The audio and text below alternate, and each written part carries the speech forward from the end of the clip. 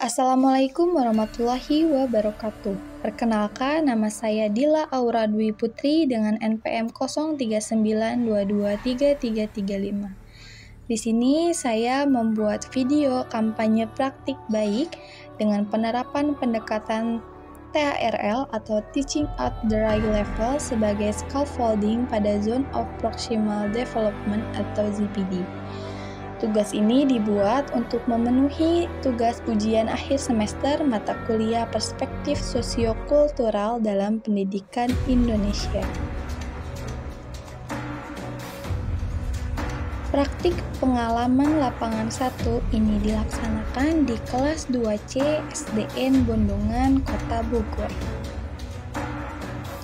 Adapun tujuannya yaitu untuk meningkatkan pemahaman peserta didik kelas 2 pada materi menghitung, membaca, dan menulis bilangan kurang dari 100 dengan menerapkan pendekatan Teaching at the Right Level atau TARL melalui model pembelajaran Problem Based Learning atau biasa disebut dengan PBL.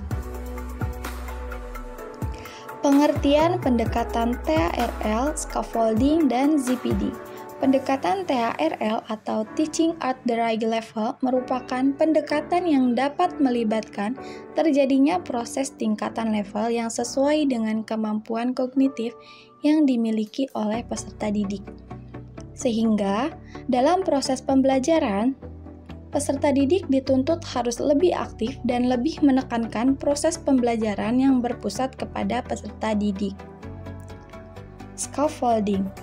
Vygotsky mengatakan bahwa dalam proses pembelajaran, peserta didik perlu mendapatkan bantuan dan bimbingan dari orang dewasa atau guru agar mereka dapat mencapai tingkat pemahaman yang lebih tinggi. Dalam hal ini, guru berperan sebagai fasilitator yang membantu peserta didik dalam mengatasi kesulitan dan memperluas pemahaman mereka. ZPD. Scaffolding merupakan salah satu konsep dari Zone of Proximal Development atau ZPD menurut pendapat Vygotsky yang dapat diartikan sebagai rangkaian tugas yang sulit untuk dikuasai peserta didik secara sendirian, namun dapat dipelajari melalui bantuan orang lain yang lebih ahli seperti guru dan teman sebayanya. Penerapan pendekatan TARL sebagai scaffolding pada ZPD peserta didik dapat dimulai melakukan observasi untuk mengetahui situasi pembelajaran mereka. Adapun situasi pembelajaran yang terjadi di kelas 2C di SDN Bondongan yaitu 1. Penggunaan media pembelajaran belum inovatif. Kedua, kegiatan pembelajaran masih menyamaratakan tingkat kemampuan peserta didik sehingga kurangnya keterlibatan aktif peserta didik dalam proses pembelajaran. 3. Penerapan metode pembelajaran yang masih bersifat konvensional. 4. Penggunaan model pembelajaran belum sesuai dengan karakteristik dan kebutuhan peserta didik. Adapun hasil observasi yaitu dengan adanya permasalahan tersebut maka dapat menyebabkan kurangnya pemahaman peserta didik terhadap materi yang disampaikan dan kurang termotivasi untuk belajar terutama dalam pelajaran matematika, yang dimana guru kurang memanfaatkan media pembelajaran dan juga model pembelajaran yang belum inovatif di kelas. Lalu menjadi tanggung jawab seorang guru untuk memberikan motivasi belajar kepada peserta didik. Begitupun dalam hal mempersiapkan perangkat pembelajaran maupun kesiapan dalam mengajar. Berdasarkan latar belakang yang telah dipaparkan, untuk menciptakan lingkungan belajar yang aktif dan berpihak pada peserta didik, yaitu dapat menerapkan langkah-langkah pemberian scaffolding melalui penerapan pendekatan Teaching at the Right Level atau TARL dengan memperhatikan tingkat kemampuan peserta didik, serta dapat menerapkan model pembelajaran Problem Based Learning atau PBL yang berguna untuk melatih kemampuan berpikir kritis peserta didik dan mendorong peserta didik untuk aktif dalam proses pembelajaran. Adapun tantangan yang dihadapi: 1. Penggunaan metode dan model pembelajaran yang menarik, menyenangkan, dan sesuai dengan kebutuhan peserta didik agar pembelajaran menjadi lebih bermakna. 2. Beragamnya karakteristik dan tingkat kemampuan peserta didik sehingga munculnya keberagaman tingkat pemahaman setiap peserta didik yang berbeda. 3. Penerapan pendekatan TARL ini membutuhkan waktu sedikit lebih lama dikarenakan guru perlu melihat perkembangan dari tingkat pemahaman peserta didik dengan membutuhkan asesmen dan evaluasi yang sesuai dengan tingkat pemahamannya. 4.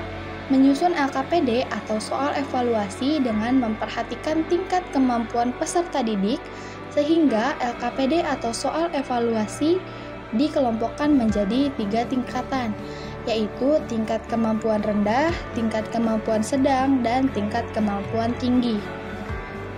5. Merancang pembelajaran dan media yang berpusat pada peserta didik, serta melibatkan secara aktif dalam berdiskusi untuk menumbuhkan keterampilan berpikir kritis peserta didik dalam memecahkan suatu masalah yang diberikan. Aksi menerapkan pendekatan pembelajaran TARL. Langkah-langkah pendekatan TARL ini ada 3.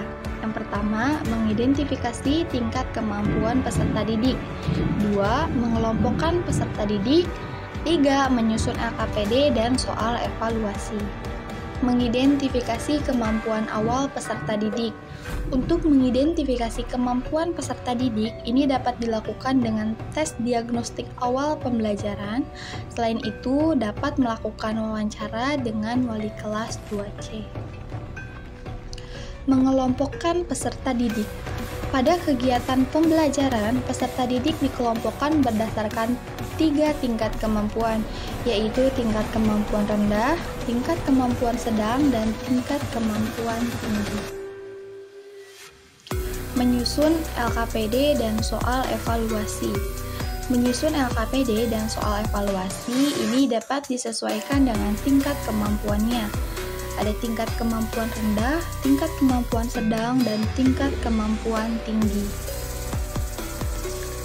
Aksi menerapkan model pembelajaran Problem Based Learning atau PBL. Langkah-langkah dalam penerapan model PBL ini terdapat 5 sintak. Sintak 1 yaitu orientasi peserta didik pada masalah. Sintak 2, mengorganisasikan peserta didik untuk belajar. Sintak 3, membimbing penyelidikan individu maupun kelompok. Sintak 4, mengembangkan dan menyajikan hasil karya. Sintak 5, menganalisis dan mengevaluasi proses pemecahan masalah. Pengobrolan yang ibu buat ada 9. Adi punya 7 buah pop. Lalu 2 pop dibuang karena rusak setelah dipakai bermain. Berapa sisa pop Adista? Awalnya ada 2 pop, lalu berkurang 2. Bentuknya sama ya. 1, 2, 3, 4, 5. Milik Adi ada 5. Benar. Lalu kalau aku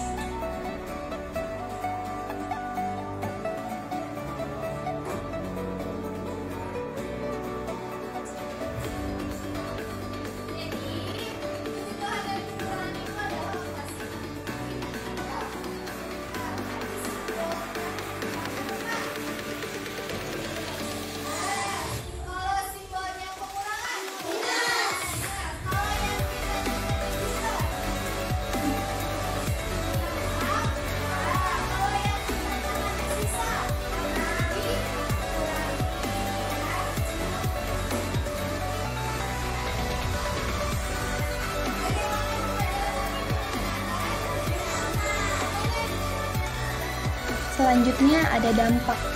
Dampak dari pembelajaran ini ada 4. Yang pertama, pemilihan metode yang sesuai sangat efektif untuk meningkatkan motivasi belajar peserta didik, terlihat dari antusias peserta didik saat melakukan proses pembelajaran.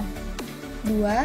Melalui pendekatan Teaching at the Right Level atau TARL, ini dapat menjadikan peserta didik lebih aktif dan pembelajaran berpusat pada peserta didik, sehingga mampu meningkatkan kemampuan kognitif peserta didik dalam proses pembelajaran. 3.